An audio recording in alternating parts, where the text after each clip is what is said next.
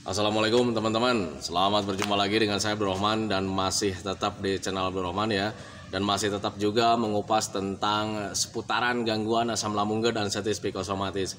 Nah, di season kali ini saya akan share video tentang schedule ya, tentang perencanaan untuk pelatihan psikis gitu teman-teman ya. Karena untuk orang-orang yang terkena gangguan asam lambung dan status psikosomatis banyak yang bertanya tentang sebuah perencanaan gitu teman-teman ya. Karena mereka itu ketika berdialog dengan orang lain gitu teman-teman ya, banyak sekali yang menyarankan katanya harus membuat schedule gitu teman-teman ya, sebagai perencanaan untuk pelatihan dari gangguan psikis gitu teman-teman ya.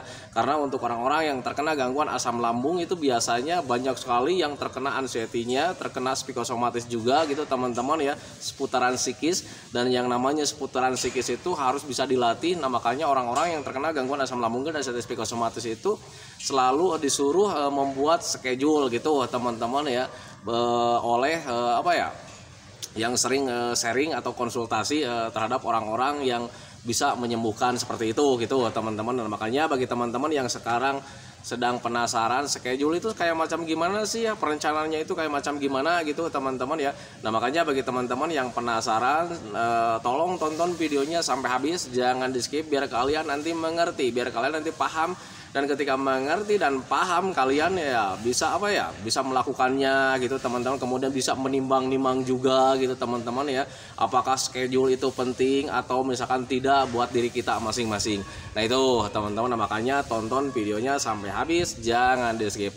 Nah, kemudian seperti biasa bagi teman-teman yang baru bergabung, kalau seandainya kalian mau bertanya tentang seputaran gangguan asam lambung dan status psikosomatis, alangkah baiknya kalian tonton dulu video-video saya sebelumnya. Karena untuk seputaran gangguan asam lambung dan status psikosomatis itu semuanya sudah saya share ya.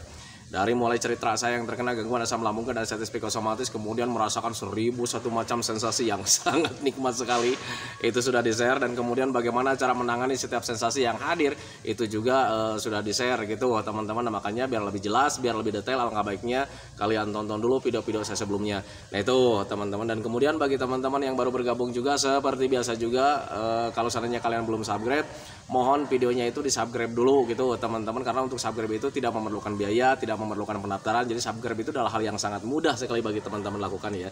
Jadi teman-teman itu cukup memijit saja tulisan subscribe ya, biar tambah semangat ya, biar tambah semangat untuk terus share video tentang seputaran gangguan asam lambung dan status psikosomatis ini terhadap kalian. Nah itu teman-teman ya. Nah, kembali lagi ke topik utama teman-teman ya. Untuk orang-orang yang terkena gangguan asam lambung dan status psikosomatis, ketika sharing dengan orang yang bisa menyembuhkan gangguan psikis itu, kadang rata-rata suka disuruh bikin schedule ya, suruh dibikin schedule, jadi perencanaan gitu teman-teman, sebagai tahapan-tahapan atau misalkan kegiatan-kegiatan untuk melatih psikis gitu teman-teman. Jadi kalau misalnya sharing ke orang yang tahu psikologisnya gitu teman-teman, tahu psikisnya gitu teman-teman ya, biasanya orang-orang yang terkena gangguan asam lambung dan status psikosomatis itu selalu disuruh bikin schedule ya. Jadi perencanaan misalkan hari Senin gitu ya, ditata ya hari Senin, Selasa, Rabu, Kamis, Jumat sampai Sabtu dan Minggu gitu teman-teman ya. Hari Senin misalkan melakukan ini, hari Selasa melakukan ini gitu teman-teman ya, hari Rabu melakukan ini, dan kemudian terus selama 1 minggu. Dan kemudian selama 1 minggu itu nanti di schedule itu ada bagian keterangan, biasanya itu di keterangannya itu selalu disuruh mengulas apa yang didapatkannya gitu teman-teman ya. Minggu ini nih sekarang udah melakukan ini, dan kemudian di bagian keterangannya itu selalu dijelaskan, sekarang saya mampu seperti ini, sekarang saya bisa melakukan ini, sekarang saya itu bisa seperti dan lain-lain dan sebagainya gitu teman-teman ya. Itu biasanya memang seperti itu teman-teman ya. Dan kemudian ketika orang yang selalu konsultasi dengan orang-orang yang katakanlah tahu psikologis gitu teman-teman ya, tahu psikis, tentang perkembangan psikis, itu kadang banyak juga yang bertanya kepada saya gitu teman-teman ya, Pak, apakah membuat schedule itu bisa membantu gitu teman-teman ya. Nah, makanya untuk di season kali ini saya jawab sepengalaman saya teman-teman, karena saya itu belum pernah ke psikiater teman-teman, jujur ya. Untuk pengalaman saya pribadi waktu itu sembuh total dari gangguan asam lambung dan artritis psikosomatis tidak menggunakan obat, tidak menggunakan herbal, bahkan ke psikiater juga saya tidak pernah melakukannya teman-teman. Tetapi bagi teman-teman yang pernah melakukan ke psikiater, kalau seandainya itu membuat baik, membuat meningkat kesehatannya teman-teman, ya lakukan saja teman-teman ya. Nah tetapi untuk saya pribadi waktu itu tidak melakukan konsultasi ke psikiater gitu teman-teman. Walaupun di awal-awal itu ketika sensasi hadir, sering bolak-balik ke rumah sakit, sering bolak-balik ke dokter, dan dokter itu selalu bilang Bapak itu baik-baik saja, yang harus dilakukan itu Bapak itu sekarang itu harus menemui psikiater, selalu saja seperti itu. Tetapi anjuran dokter itu waktu itu tidak saya lakukan teman-teman ya. Kenapa saya tidak lakukan? Karena yang pertama alasannya di ekonomi ya waktu itu. Jadi ekonomi saya itu terganggu teman-teman ya, karena ketika saat terkena gangguan asam lambung dan artritis psikosomatis saya tidak bekerja ya, tidak menghasilkan uang. Kemudian ada juga keluarga yang harus diurus gitu teman-teman. Jadi lebih mementingkan makan keluarga lah daripada untuk pengobatan saya pribadi waktu itu gitu teman-teman. Karena ketika proses di awal-awal sakit terkena gangguan asam lambung dan artritis psikosomatis itu biaya itu sudah banyak keluar ya gitu teman-teman, sampai barang-barang di rumah itu mulai dicicil, dikeluarkan gitu teman-teman, dijual online gitu dan sebagainya. Pokoknya untuk pengalaman dari gangguan asam lambung dan artritis psikosomatis itu pengalaman terburuk buat saya gitu teman-teman ya. Jadi semuanya serba terganggu ya, baik itu kesehatan sampai perekonomian, sampai barang yang ada di rumah juga raib begitu teman-teman ya, dijual. Nah itu teman-teman, nah makanya ketika ada anjuran untuk ke psikiater itu saya tidak lakukan gitu teman-teman waktu itu ya, karena kendalanya di ekonomi gitu teman-teman ya. Nah makanya bagi teman-teman yang sekarang bertanya apakah schedule itu penting sih, enggak gitu teman-teman, sebagai bentuk perencanaan, sebagai pelatihan gitu teman-teman, biar nanti kita itu bisa lihat per mingguannya itu ada perbaikan apa gitu teman-teman ya. Nah makanya saya jawab di sini di season ini itu sepengalaman saya teman-teman ya. Saya tidak pernah ke psikiater teman-teman, dan dulu juga saya pernah bikin schedule seperti itu teman-teman untuk pribadi saya waktu itu gitu teman-teman ya. Nanti saya jelaskan di akhirnya ya penting enggaknya gitu teman-teman ya. Saya dulu waktu terkena gangguan asam lambung dan artritis psikosomatis, ketika memahami ya bahwa ternyata gangguan saya itu ya medisnya cuma 1% teman-teman ya. Yang saya rasakan itu terganggunya itu karena memang perasaannya semakin tidak nyaman, karena memang ada pemikiran tentang yang lain-lain, apalagi yang tentang pemikiran M ya, mau mati itu seperti apa ya, selalu menghantui di pemikiran gitu teman-teman ya. Dan ketika memahami ternyata ruang lingkupnya itu ya memang di psikis, di mental teman-teman ya. Nah makanya waktu saat terkena gangguan asam lambung dan artritis psikosomatis, ketika di pemulihan teman-teman ya, sempat saya juga bikin schedule teman-teman ya, sebagai perencanaan untuk pelatihan ya. Jadi hari Senin saya jadwal gitu teman-teman, waktu itu saya nggak bekerja ya. Jadi hari Senin itu dijadwal ya, hari Senin saya harus jalan-jalan ke sini, hari Selasa saya harus olahraga begini, hari Rabu saya harus melakukan ini dan sebagainya gitu teman-teman, sampai selama 1 minggu. Dan kemudian di hari Minggunya itu saya selalu mengulas kejadian dari Senin sampai Sabtu itu teman-teman ya. Nah kemarin nih dari Senin sampai Sabtu itu saya melakukan olahraga begini, jalan-jalan begini. Nah sekarang dirasakan gitu teman-teman ya, apa perkembangan buat diri saya. Nah itu teman-teman, dan ketika ada perkembangan teman-teman ya, saya tulis gitu teman-teman ya. Nah kemudian ketika terus berlangsung teman-teman ya, waktu itu membuat schedule, kemudian sedikit-sedikit pemahaman sudah mulai terasa teman-teman ya. Ternyata untuk saya pribadi ini teman-teman ya, ketika membuat schedule itu justru pemulihannya agak lambat gitu teman-teman ya. Ketika membuat perencanaan itu membuat saya itu pemulihannya itu agak lambat. Kenapa agak lambat? Karena ketika kita membuat schedule teman-teman untuk pelatihan psikis, untuk pelatihan mental teman-teman ya, tanpa disadari kita itu selalu teringat dengan gangguan ini teman-teman ya. Itu pengalaman saya dulu gitu teman-teman. Jadi tanpa disadari ketika kita membuat perencanaan teman-teman ya, untuk pemulihan psikis, untuk pelatihan psikis teman-teman ya, tanpa disadari kita selalu teringat dengan gangguan ini, dengan gangguan penyakit, dengan gangguan mental gitu teman-teman ya.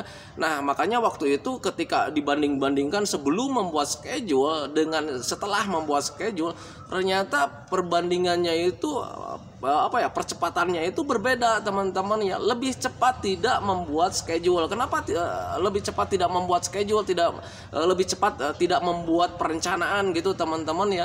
Karena ya kita tidak teringat teman-teman ya, justru untuk gangguan asam lambung dan sensitif psikosomatis, rasa tidak nyamannya itu ya karena kita selalu teringat dengan penyakit teman-teman ya.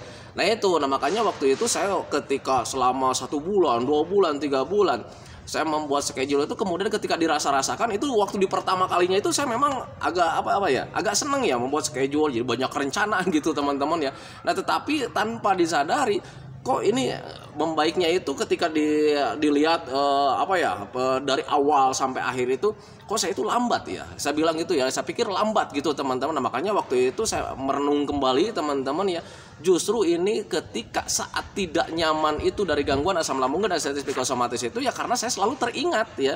Nah makanya waktu itu biar tidak teringat dengan gangguan ini ya, makanya waktu itu saya schedule saya itu perencanaan itu ya saya sobek-sobek teman-teman, saya buang teman-teman, dan di situ saya mulai belajar masa bodoh teman-teman. Yang penting selalu mengupayakan gimana caranya supaya hati dan pikiran kita itu senang setiap harinya. Nah itu teman-teman, dan ketika senang setiap harinya teman-teman tanpa mengingat-ingat dengan yang namanya penyakit teman-teman ya, justru itu pemulihannya itu lebih cepat teman-teman ya. Berbeda ketika membuat schedule, itu pasti di mingguannya itu kita selalu teringat, bahkan setiap harinya itu kita selalu teringat teman-teman ya. Kita lihat rencana nih, hari ini kita jalan-jalan harus ke sini nih. Itu ada beban pikiran di situ teman-teman ya. Jadi kita itu ketika melihat rencana-rencana itu yang seharusnya itu membantu, justru di situ ada beban pikiran yang saya rasakan gitu teman-teman. Nah, makanya waktu itu saya hancurkan schedule, saya hancurkan rencana-rencana teman-teman ya. Jadi yang saya lakukan itu jadi berjalan apa adanya aja. Yang penting niatnya, fokusnya gitu teman-teman, selalu mengupayakan gimana caranya hati dan pikiran kita itu senang setiap harinya. Nah itu teman-teman, jadi selain menjaga 3P-nya gitu teman-teman ya, pola makannya dijaga, pola hidupnya dijaga, pola pikirnya dijaga, minumnya dijaga minimal 8 gelas dalam sehari. Selain itu, saya juga menjaga atau mengupayakan gimana caranya supaya hati dan pikiran kita itu senang, teman-teman ya. Berbagai macam cara banyak, teman-teman. Di antaranya saya selalu melakukan hobi-hobi yang menyenangkan, melakukan aktivitas-aktivitas yang menyenangkan kayak macam bikin sangkar burung gitu teman-teman. Kemudian selalu jalan-jalan gitu teman-teman, selalu saja seperti itu teman-teman, tanpa melihat schedule, tanpa melihat perencanaan teman-teman ya. Jadi perencanaan rencana seperti itu ya karena lebih cenderung kita itu selalu mengingat tentang penyakit teman-teman ya. Nah itu yang saya rasakan dulu gitu teman-teman ya. Nah tetapi berbeda ketika belajar masa bodoh, schedule-nya, rencana pelatihan itu saya sobek teman-teman ya, saya buang. Jadi saya itu belajar masa bodoh, berjalan apa adanya. Yang penting besok gimana caranya supaya hati dan pikiran kita itu senang. Itu aja sih sebetulnya teman-teman. Jadi ketika bangun tidur saya nongkrong, ada orang lalu lalang nyapa, "Pak, sehat-sehat," gitu kan ya. Selalu saya seperti itu. Kemudian ketika ada hati yang berkata, misalkan dalam pikiran itu misalkan berkata jalan-jalan, katanya langsung jalan-jalan aja tanpa banyak berpikir teman-teman. Nah itu, jadi ketika ada bisikan di hati itu mau main ke rumah tetangga gitu teman-teman ya, jadi nggak banyak pikir lagi gitu teman-teman. Walaupun ada rasa tidak nyaman ya waktu itu, pergilah aja langsung gitu teman-teman ya. Selalu saja seperti itu setiap harinya. Dan ketika melakukan hal-hal seperti itu teman-teman ya, tanpa disadari yang namanya penyakit, yang namanya sensasi teman-teman ya terlupakan teman-teman. Tahu-taunya jadi ketika kita bermain di rumah tetangga atau di rumah teman gitu teman-teman ya, asik nih ngobrol, tahu-taunya kita udah siang lagi, udah sore lagi. Jadi lupa dengan yang namanya penyakit teman-teman. Bahkan untuk makan saja bisa lupa teman-teman ya. Nah itu, makanya ketika orang-orang yang terkena gangguan asam lambung dan sensitif psikosomatis, kalau seandainya schedule seperti itu membuat kalian selalu teringat dengan penyakit teman-teman ya, sebaiknya tidak dilakukan teman-teman ya. Karena jujur itu sepengalaman saya. Tetapi untuk pengalaman itu setiap orangnya itu berbeda-beda teman-teman ya. Kalau seandainya itu membuat kalian baik, membuat kalian bagus, lakukan saja teman-teman ya Pak. Karena pada intinya kita itu gimana caranya supaya gangguan asam lambung dan sensitif psikosomatis ini cepat berlalu, itu sih sebetulnya gitu teman-teman ya. Kalau seandainya Pak saya itu cocok nih membuat rencana-rencana seperti ini, cocok, lanjutkan saja. bodoh sekali kalau misalkan tidak dilanjutkan. Nah itu teman-teman, tetapi untuk saya pribadi karena memang kalian bertanyanya itu sepengalaman saya teman-teman ya, sepengalaman saya memang seperti itu. Saya lambat ya waktu itu ketika membuat schedule itu, lambat ya perkembangannya ya karena selalu teringat dengan penyakit. Nah itu teman-teman ya, jadi intinya gimana caranya saya itu ingin melupakan tentang apa ya, ingatan-ingatan tentang seperti kematian, kemudian ingatan-ingatan penyakit yang berbahaya. Gimana caranya supaya bisa seperti itu teman-teman ya, menghilangkan ingatan-ingatan yang negatif teman-teman. Nah ketika saya membuat schedule justru itu akan selalu teringat terus setiap harinya teman-teman ya. Nah berbeda ketika apa ya, ketika schedule-nya ditiadakan teman-teman ya, setiap harinya memang agak sulit ya untuk melupakan tentang kematian, melupakan tentang sensasi, melupakan tentang hal-hal negatif. Di awal-awal memang agak sulit teman-teman, tetapi ketika dibiasakan selalu seperti itu, tahu-taunya saya tuh apa ya, yang namanya ingatan tentang penyakit, ingatan tentang sensasi itu hilang dengan sendirinya, dan tahu-taunya sudah sembuh total teman-teman ya. Nah itu yang saya rasakan teman-teman. Jadi intinya gimana caranya nih supaya kalian itu bisa selalu melupakan tentang yang namanya penyakit, yang namanya sensasi, yang namanya ketakutan gitu teman-teman, yang namanya penyakit-penyakit berbahaya itu gimana caranya supaya kita itu tidak terlalu teringat terus gitu teman-teman ya. Ya makanya untuk seputaran ingatan tentang gangguan asam lambung dan sensitif psikosomatis itu harus apa ya, harus dihindari teman-teman ya, termasuk nonton video kayak macam begini itu sebetulnya harus dihindari. Kalau seandainya kalian tinggal di psikisnya saja teman-teman ya, kalau seandainya kalian merasa 90%, 95% nih sudah mulai membaik nih, berarti tinggal melupakannya ya, tinggal melupakan tentang gangguan asam lambung dan sensitif psikosomatis. Nah makanya kalian harus dihindari ya, dihindari tentang faktor-faktor yang bisa mengingatkan tentang gangguan ini teman-teman. Kayak macam video seperti ini, kalau seandainya membuat kalian teringat tentang penyakit ya sebaiknya dihindari teman-teman ya. Jujur itu sepengalaman saya teman-teman. Jadi apapun yang membuat teringat tentang penyakit, apapun yang membuat teringat tentang sensasi yang membuat tidak nyaman gitu teman-teman ya, harus dihindari, termasuk video-video kayak macam begini teman-teman ya. Tapi Pak, saya itu pengennya itu nonton terus Abdurrahman, katanya kan seperti itu ya. Kalau seandainya itu tidak membuat kalian sehat, ngapain teman-teman ya. Nah itu, makanya saya membuat channel yang baru gitu teman-teman, untuk hiburan kalian teman-teman, biar kalian itu tidak teringat tentang penyakit. Channelnya apa? Tengok channel Asian Village teman-teman ya. Nah itu channel saya yang satunya lagi khusus untuk teman-teman ya, untuk hiburan gitu teman-teman, biar kalian itu tidak selalu teringat tentang penyakit lah.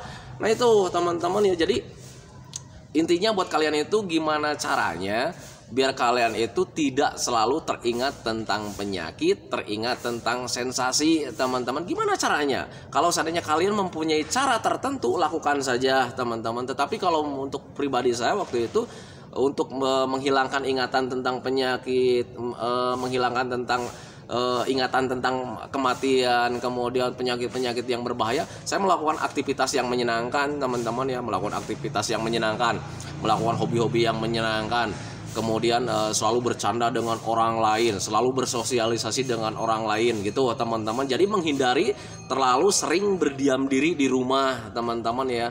Apalagi kalau misal melamun itu ya alangkah baiknya dihindari teman-teman, karena ketika menyendiri senangnya melamun membayangkan yang lain-lain, itu justru akan lebih sering hadir sensasi yang tidak nyaman. Nah itu teman-teman, itu pengalaman saya gitu teman-teman ya. Nah, makanya untuk schedule itu bagi teman-teman yang bertanya apakah penting atau tidak, itu tergantung daripada kalian masing-masing gitu teman-teman. Kalau seandainya membuat kalian membaik, lakukan saja, buat saja. Tetapi untuk saya pribadi waktu itu justru itu memperhambat pemulihan teman-teman ya, karena tanpa disadari kita selalu teringat tentang penyakit, selalu teringat tentang sensasi, selalu teringat tentang apa yang sedang terjadi gitu teman-teman ya. Itu sepengalaman saya. Nah makanya ketika waktu itu saya hapus rencana-rencana seperti itu, saya lakukan belajar masa bodoh aja, belajar belajar hidup apa adanya, mengalir apa adanya teman-teman, dengan catatan hindari hal-hal yang membuat banyak pikiran. Jadi selalu mendekatkan diri ya terhadap kesenangan-kesenangan. Apa yang membuat hati saya senang, apa yang membuat pikiran saya senang gitu teman-teman, lakukan saja. Nah itu teman-teman, itu pengalaman saya. Nah itu teman-teman ya, video dari saya tentang schedule. Semoga saja videonya itu bermanfaat, kemudian bisa menjawab pertanyaan dari teman-teman yang sudah pergi ke orang-orang yang konsultasi gitu teman-teman. Semoga saja itu bisa menjawab. Itu pengalaman saya pribadi gitu teman-teman ya, jujur, karena apa yang ada di dalam video ini dari awal sampai sekarang itu saya ceritakan pengalaman pribadi gitu teman-teman. Jadi tidak ada tidak ada maksud tertentu gitu teman-teman ya, tidak ada jualan obat, tidak jualan apapun gitu teman-teman. Saya menceritakan pengalaman-pengalaman saya saja gitu teman-teman. Bagi teman-teman yang ingin mencontoh silakan saja, tetapi bagi teman-teman yang tidak ingin mencontoh yaitu bebas-bebas saja sih sebetulnya teman-teman ya, karena jujur yang lebih penting itu justru kesembuhan dari gangguan asam lambung dan sensitif psikosomatis. Nah itu teman-teman ya. Nah itu teman-teman ya, sebelum saya akhiri videonya, saya selalu mendoakan sama teman-teman, semoga saja teman-teman itu cepat sehat lagi, cepat sembuh lagi, cepat kembali lagi keadaan kalian yang dulu, baik semangatnya, moodnya, tertawanya, pokoknya kehidupan kalian yang berwarna yang dulu itu semoga saja cepat kembali lagi, karena memang saya yakin 100% bahwa keadaan kalian yang dulu itu sangat dirindukan sekali. Nah itu teman-teman, kemudian doakan saya juga teman-teman ya, agar saya itu tetap sehat, tetap kuat, tetap ceria, agar masih bisa tetap menemani kalian. Nah itu teman-teman, saya hentikan videonya teman-teman ya. Assalamualaikum warahmatullahi wabarakatuh.